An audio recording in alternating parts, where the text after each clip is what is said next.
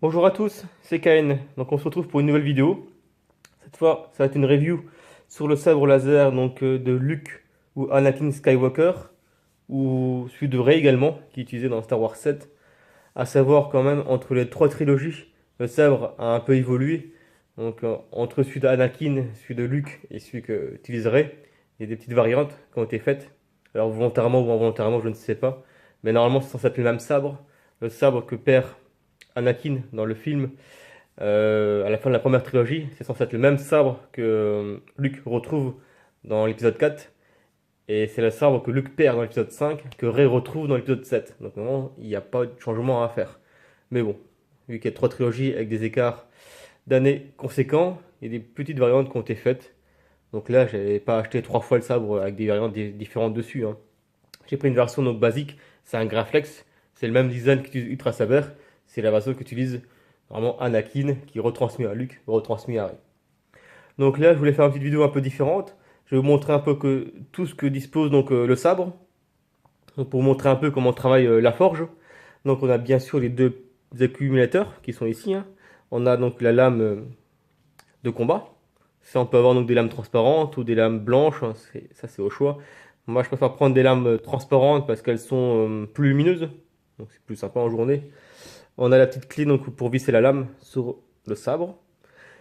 Là, donc on a bien le sabre. Je vais vous montrer si on arrive à voir à l'intérieur. Vous voyez là, donc on voit la LED directement ici. Ici, donc on a le port de charge pour mettre donc les deux piles. Vous voyez. Là, on a donc la carte qui va gérer donc tout ce qui est alimentation, la carte son. Et je voulais vous montrer un petit peu comment on travaille un peu la forge, si on arrive à voir. Donc vous voyez là, c'est tout ce qui est câblage. Donc ici, c'est quand même plutôt bien soudé. C'est très propre. Vous voyez, même tous les câblages, ils sont renforcés pour éviter qu'ils se déchirent à l'intérieur. C'est plutôt bien câblé. On utilise du câble en plus assez épais. J'ai déjà vu des câbles très très fins qui utilisent notamment Saber Forge ou Ultra Saber. On a des câbles qui sont vraiment fins, donc à la limite de casser. Donc dès qu'on tire dessus ou dès que vous faites un combat, ça se dessoude, ça casse. Donc c'est beaucoup moins résistant. Donc là, on voit que la forge fait quand même bien attention de bien enrober le produit. On a du scotch pour renforcer les câbles, pour pas qu'ils s'enlèvent, pour éviter qu'ils bougent dans le sabre. Donc vous voyez, les connectiques sont bien faites, c'est vraiment bien raccordé. Il fait vraiment attention à ce que ce soit vraiment le plus propre possible. Vous voyez, donc à l'intérieur, il n'y a pas de traces, hein. C'est vraiment très bien usiné. Donc justement, ça évite d'avoir beaucoup de problèmes par la suite. Donc je vais remettre le sabre en fonctionnement, je vais mettre les piles. Alors, voilà. La deuxième.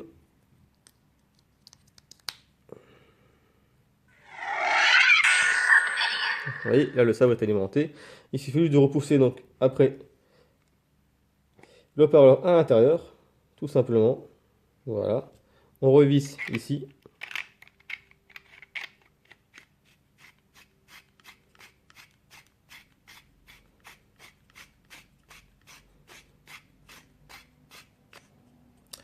Voilà, donc là je vais vous montrer un peu le sabre un peu plus en détail.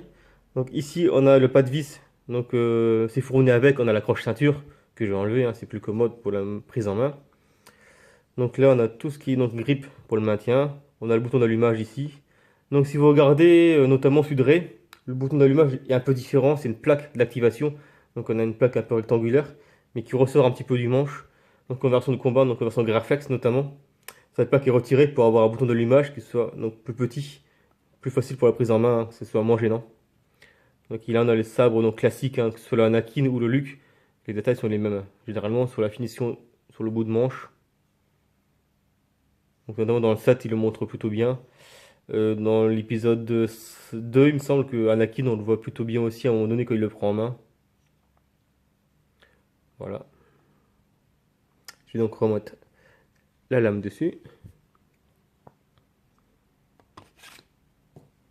Donc le pas de vis pour visser la lame, il est ici.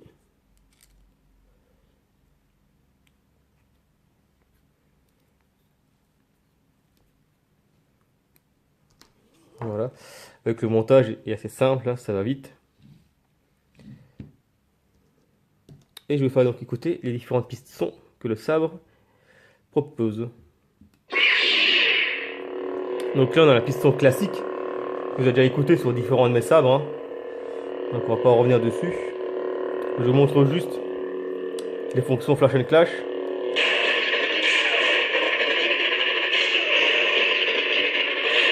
Voilà.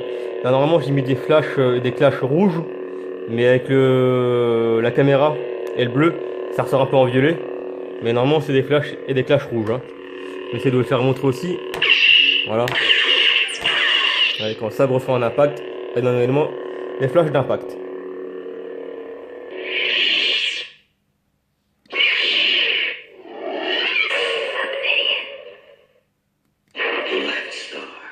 Donc ça c'est la même piste qu'on a déjà eu l'occasion d'écouter, hein. C'est une piste un peu plus site, on va dire, hein.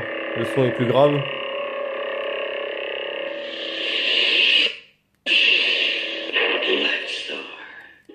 La peur mène à la colère, colère mène à la haine mène à la souffrance. Confirm. Donc là on a le passage mythique de l'épisode 3, la revanche du site. Mais Skywalker, ils sont trop nombreux, comment va-t-on faire pour repousser tous ces clones?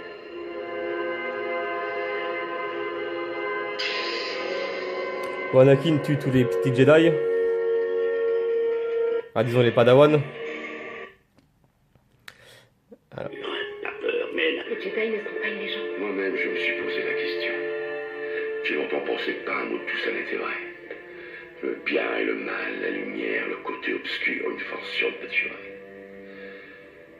Mais ce qui est dingue, c'est que c'est vrai. La force des Jedi. Tout est vrai. Cancel.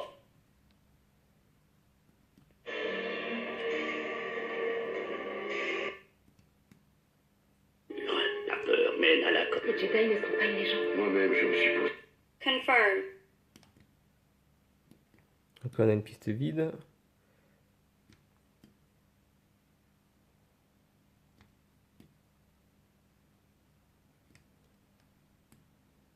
Les Jedi ne sont pas une légende.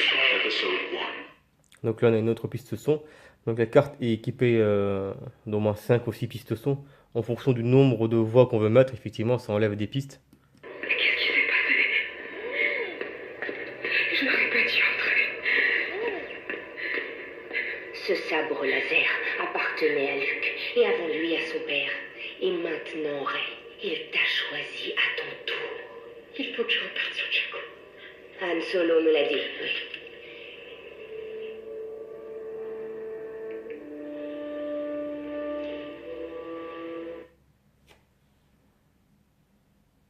Confirm.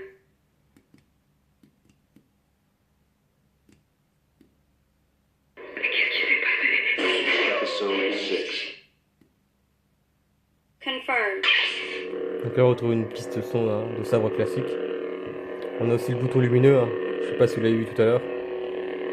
Donc là vous voyez c'est toujours pareil, hein. On est en pleine journée, le sabre éclaire quand même plutôt bien.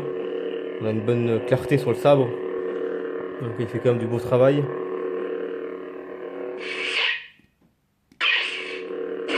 Episode 6. Là on arrive sur la piste mute de la carte son. Et là on arrive de nouveau au début. Confirm.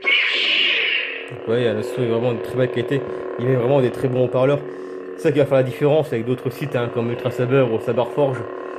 Parce que le design elle-même, hein, il va utiliser les mêmes plans que Ultra Saber pour forger ses sabres. Donc on a les mêmes dimensions. Hein. C'est comme des gammes Graflex, que ce soit fait par la Forge ou Ultra Saber, ça reste le même design. Mais ce qui va changer énormément, c'est surtout l'intérieur. Où la Forge fait vraiment attention de faire des soudures très très propres.